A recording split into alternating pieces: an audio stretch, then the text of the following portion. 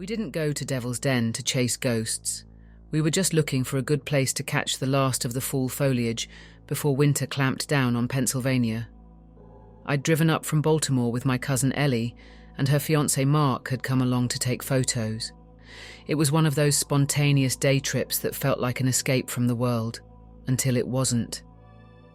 Devil's Den is a jumble of massive boulders in Gettysburg National Military Park.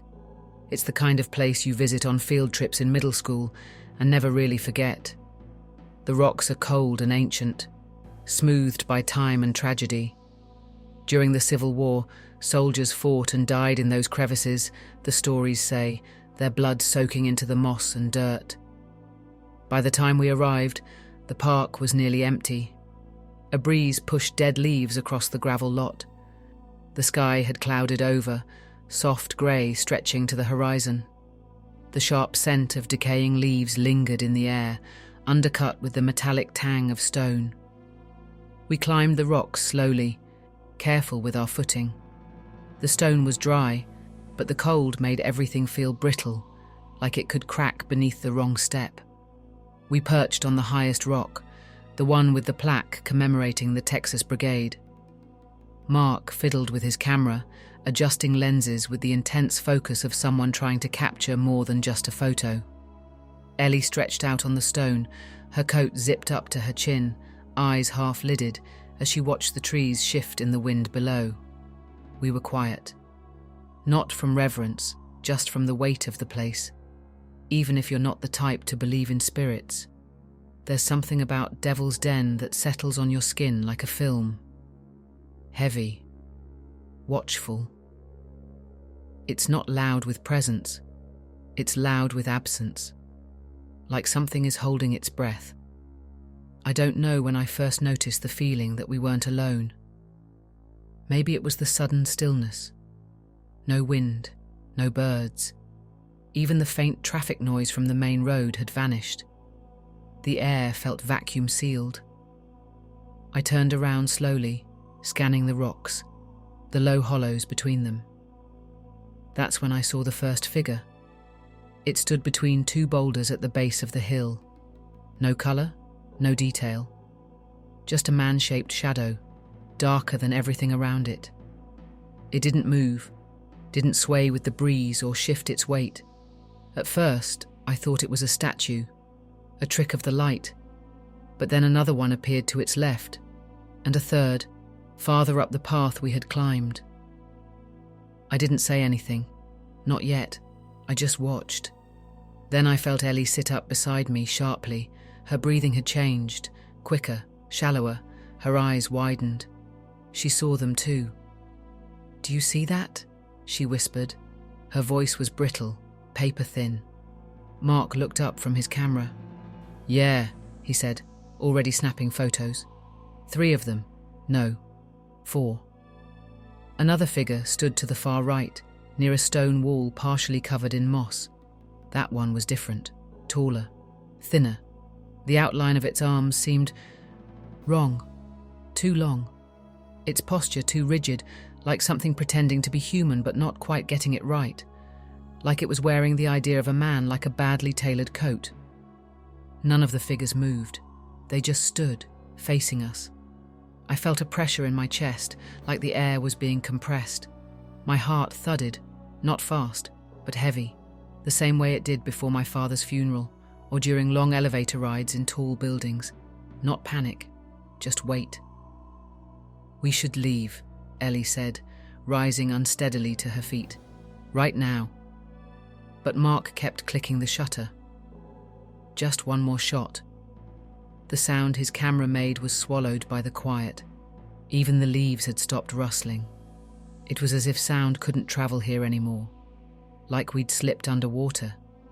Then something changed. The shadows shifted. Not in a natural way, no footfalls, no lean or sway. They were simply in new places now, closer. The tall one had moved halfway up the rocks in the space of a blink. It had no face, no features, just an outline, a suggestion. But its attention felt like a spotlight. Director, icy. Mark lowered the camera. "Nope. Done," he muttered. We scrambled down the rock face, our boots slipping slightly on the lichen. My pulse hammered in my ears. I kept glancing over my shoulder, but they didn't follow. Not exactly. They just appeared closer each time I looked, like they were closing in through absence, not action. There was no arc to their movement, just new positions. Closer, always closer. When we reached the base, we paused. The car was parked maybe 100 feet away, just beyond a low grove of trees. We could see it clearly, but so could they. One of the shadow figures stood in front of the grove now, between us and the car. It was broad-shouldered and tall, and though I couldn't make out a face, I felt it watching, felt its attention, like a beam of cold light on the center of my chest. Mark swore under his breath. Ellie grabbed my hand. Hers was ice. "I'm not walking past that thing," she whispered. My mind raced. My legs felt locked, as if gravity was stronger here. My thoughts were loud in my head. What did they want? Were they bound to this place, or to us?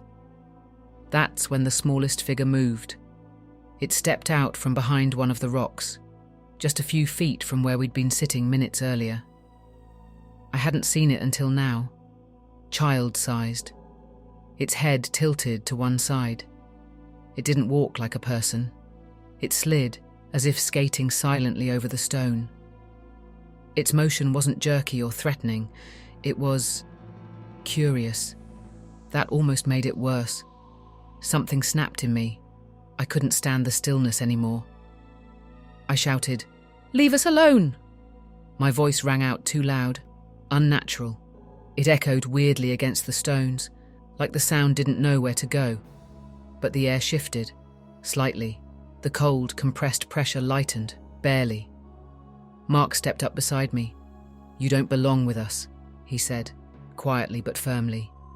"This isn't your time." Ellie joined in. "We're not afraid of you. You can't come with us." We stood there together, breathing hard, facing them like they were wild animals we were trying to drive off. My throat burned. My hands shook. I don't know why we spoke aloud, or why it worked. But it did. The tall one turned first, no visible motion, but it was facing away now. The others followed. One by one they faded, not like mist or smoke, but like someone had erased them with a single brushstroke. Then came the sound. Wind, rustling leaves, a bird calling in the distance. It all came rushing back. I let out a breath I didn't know I'd been holding.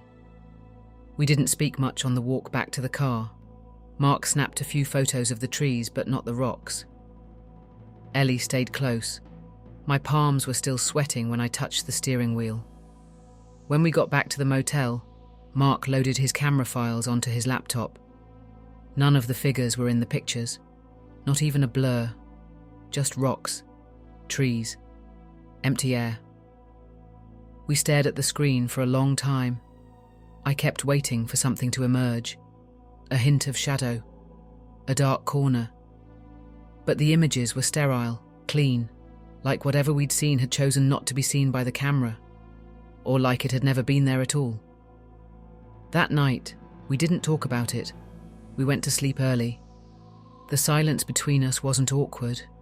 It was grateful, reverent.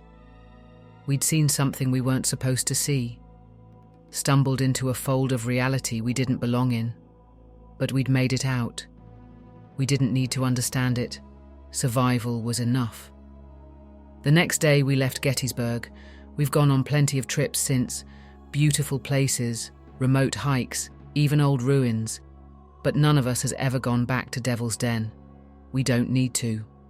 Whatever we encountered there, whatever watched us from the stone, it stayed behind, and that's exactly where it belongs.